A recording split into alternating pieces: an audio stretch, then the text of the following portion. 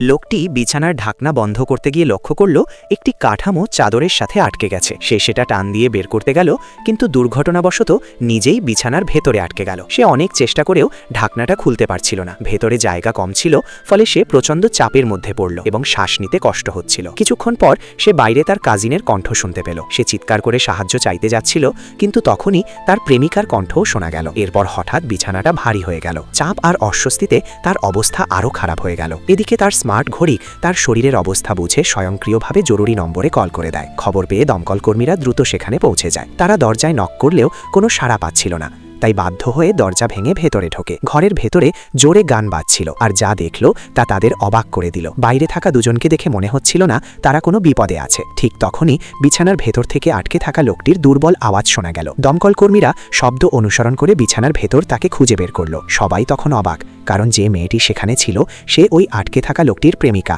আর পাশের লোকটি তারই খাজিন। পরিস্থিতি খুব অদ্ভুত হয়ে দাঁড়ায়। দমকল কর্মীরা আগে তাকে উদ্ধার করার কাজে মন দেয়। বিছানাটা ভেতর থেকে আটকে গিয়েছিল, তাই তারা যন্ত্রপাতি এনে ধীরে ধীরে খুলে ফেলে। অনেক কষ্টের পর লোকটিকে নিরাপদে বের করা হয়।